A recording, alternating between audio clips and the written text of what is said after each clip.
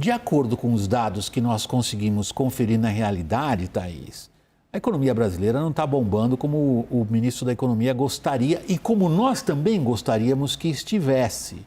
Em que medida o governo hoje, do ponto de vista político, reconhece ou não esses dados da realidade que nós, sem paixão e sem torcida, somos capazes de identificar?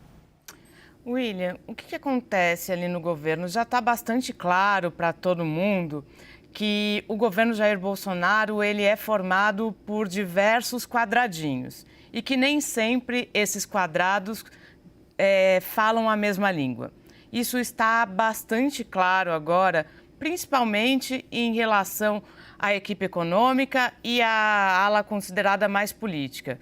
Tenho falado bastante sobre isso aqui no Jornal da CNN, sobre a expectativa da ala política de conseguir prorrogar o auxílio emergencial.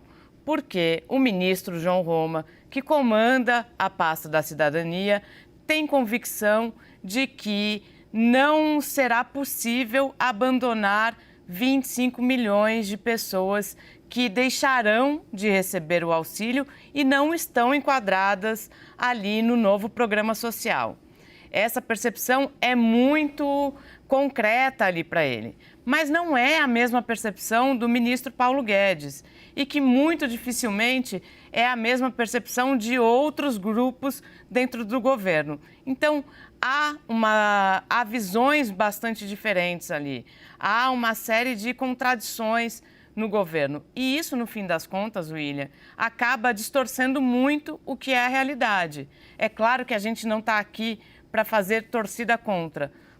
Acredito que por mim, por você, pela Raquel e pelo Caio, a gente teria números ainda melhores de criação de vagas de emprego, não estaríamos vendo a população passar ainda mais fome, estaríamos comemorando uma economia mais forte. Mas não é a realidade, infelizmente. Deixa eu ir para esse ponto, Thaís, e passar essa questão para a Raquel, que agora a gente chegou de novo numa questão nevrálgica, Raquel.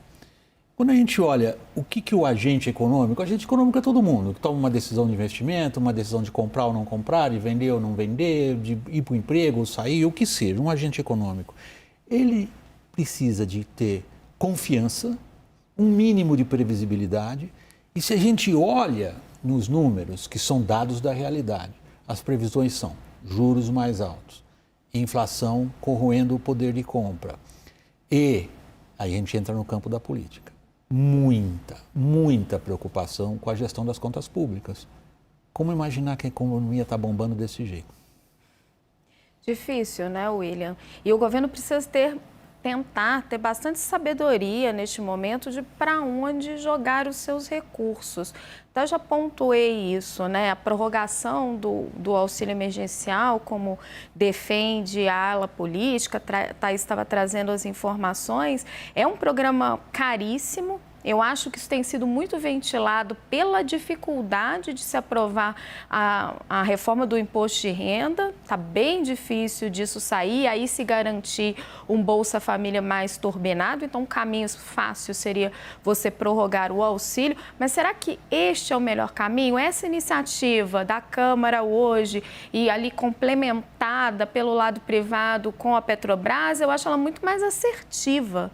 Você vai num problema direto à dor, né? Vital, você vai direto à dor das pessoas que estão cozinhando aí com álcool, com lenha, num momento de que a gente viu a economia mundial toda sofrendo com crise de energia, os preços nas alturas. Você tem que ter sabedoria num orçamento apertado como o nosso, de para onde jogar o seu foco. Caio, por último, a gente sabe, todo mundo que cobre política sabe o peso da maneira como as pessoas enxergam a economia na vida delas, no comportamento delas mais tarde na frente das urnas. O governo está entendendo isso como sendo favorável a ele? Ou cai a ficha? A economia do jeito que está no momento dificilmente é um grande fator positivo eleitoral para Jair Bolsonaro? A depender do resultado de todas essas mobilizações. Eu estava pensando antes de sentar aqui na bancada, a gente vê o jornal, nosso jornal hoje, seu jornal, nosso jornal. É o nosso. Aqui, né, na verdade é da CNN. Exatamente. Exatamente. Bom, começou. A gente está falando de emprego, a gente está falando de gás, a gente está falando de combustível. Nós estamos cobrindo a política, basicamente se concentrando nas questões econômicas do país. Por quê? Porque eles estão se mobilizando, eles estão sentindo o bafo da onça, né, para ficar numa expressão popular, estão sentindo que essa demanda vem de baixo para cima e chega em Brasília, porque chega. Não adianta a gente falar, eu não sou, a Thaís mora lá, meus filhos nasceram lá, morei lá há 10 anos, chega. A pressão de baixo chega. E se essa pressão existe, está chegando e a gente está vendo na agenda que está sendo debatida. Eles estão debatendo combustível, gás, emprego, e isso com qual objetivo? Com o objetivo eleitoral lá na frente. Se vão conseguir, vai depender dessa busca de consensos que a Raquel está colocando. Mas que eles estão atentos a isso, estão, porque o eleitor pune na urna, sim. Por último, já vou me despedindo de vocês, é que é rápida, eu preciso de uma resposta rápida também, Thaís. A gente viu uma mudança de tom por parte do presidente da Câmara dos Deputados em relação à unificação do ICMS. Ontem ele atacou os governadores em tom muito contundente. Hoje disse que eles não têm culpa. O que está acontecendo? William, antes de atacar os governadores lá no Palanque, o presidente da Câmara foi no Twitter criticar novamente a Petrobras. O que ficou claro é que esse ataque aos governadores incomodou bastante gente próxima a Arthur Lira, inclusive, que não era essa toada prevista, nem que ela deveria ser assim, e que, na verdade, ali o ambiente palanque eleitoral com o presidente Jair Bolsonaro do lado acabou contaminando esse discurso. Hoje, quando ele retorna a Brasília, ele precisa colocar a bola no chão e chamar os governadores para jogar junto. Senão, muito dificilmente, uma solução harmônica vai sair, William.